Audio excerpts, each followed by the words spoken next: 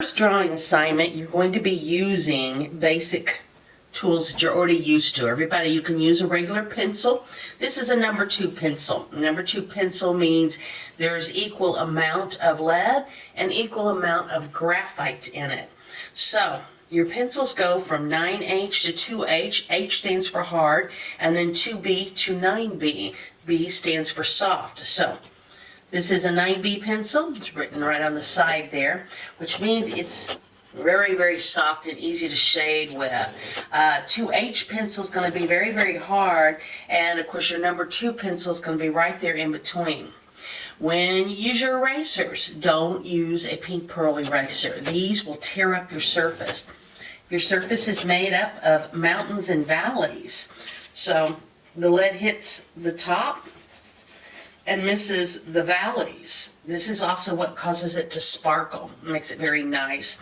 So when you use a pink pearl eraser, it destroys that surface and really doesn't even erase well at all. So you always want to use one of your white erasers. Magic Rub is a brand, but if you get any white erasers, the erasers are colored according to code. So use your white eraser or your kneaded eraser. Kneaded erasers get dirty. They're wonderful though, because you can shape and mold them into tiny little crevices. You get nice sharp lines like that. And then when it gets dirty, you just fold it back in. Like so. Fold it back in. And then you get a nice clean edge again that you're going to erase.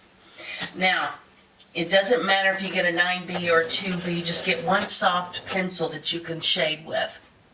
I want you to practice shading from, imagine a scale from 10 to 1, where 10 is going to be the darkest and 1's going to be pure white, the white of your paper. And I want you to start by, you could probably start in the middle here with a gray. And so this way it's going to get darker and darker, and as dark as you possibly can get it.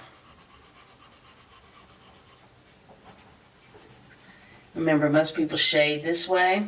You can also draw this way. When we're on our easels, it's good to draw this way.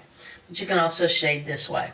So I'm going to get this as dark as it possibly can be, and then I'm going to shade out this way.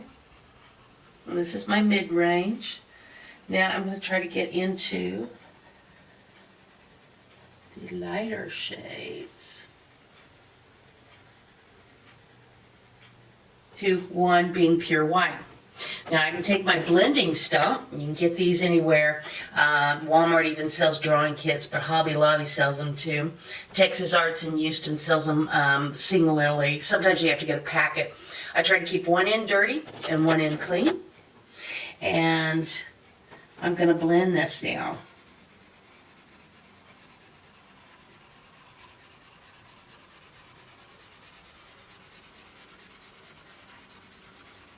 So I get a nice gradation from 10 to 1. And this is what I want to see in your work. High contrast would be darks and lights. Low contrast, which is most of our drawings, are going to be right in between here. So when you draw your still life, first thing I want you to do is take and just a stretch sheet of paper, fold it in half, and fold it half in again, and then cut right on the edge of the fold, right here and right here. And then when you unfold it, you'll have a nice little window. And that's going to compose your image. Hold it about 12 inches away from your face. And then you can compose. So if I say I want at least 4 to 5 objects in your still life, then you can compose it to where you can get that 4 to 5 objects in there. Right? So, and it'll flatten out the image, and that'll help you guide. This is about the same shape as this.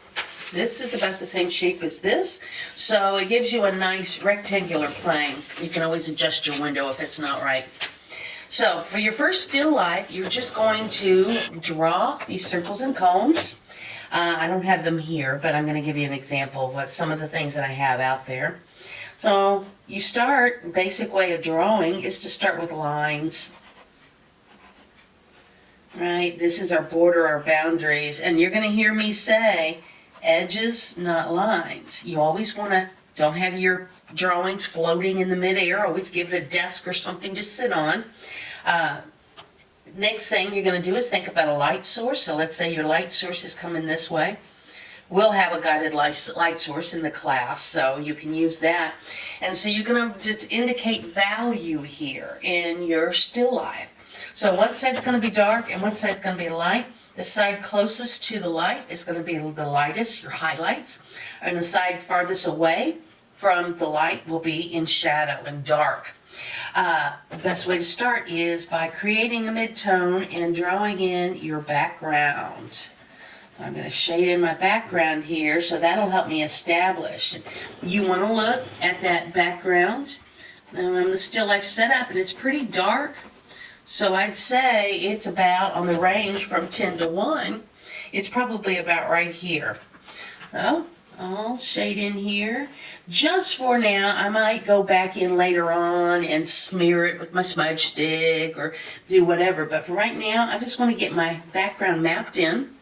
Then I'm going to determine the light source. So one side's going to be dark. We want to get rid of these lines. That's incorrect. You will be marked down for that if you try to do if you turn in lines like that on this assignment. I'm looking for edges, not lines. An edge is where light meets dark. So I will shade in my cone here. And then of course one side is going to be very, very light. I'll come in. Eraser. Get that. You can even blend with your erasers too. Get some nice blending going on there. So there's that. And then if I want to get less texture out of the background, I can blend again. Or I can use my blending stump. Again, I keep one side dark and one side light.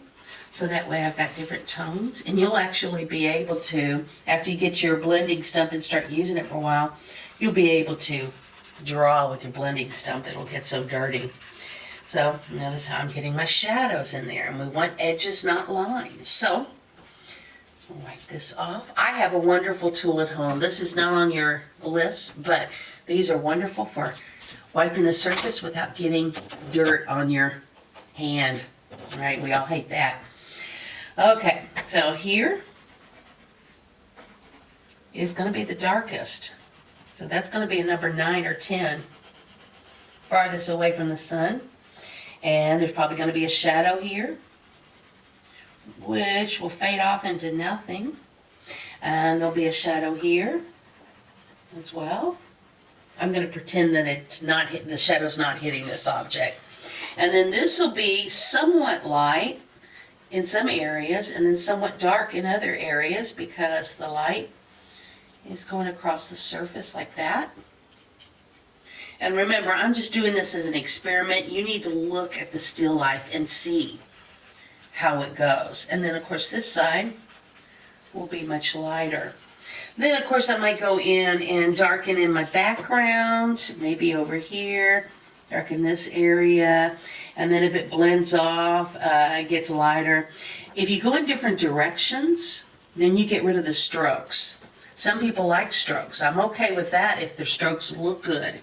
Just don't get sloppy strokes. We want nice, neat strokes, or we want to blend like that. Okay? So for your first assignment, you're going to have at least three to five objects in your composition. So use your window to decide how to do the composition. And then blend or do whatever technique you want to use. We're just using regular graphite and lead for this project. We'll have plenty of other assignments we'll do. We'll play around with the other assignments I left for you. So anyhow, and here's your erasers right there. Okay?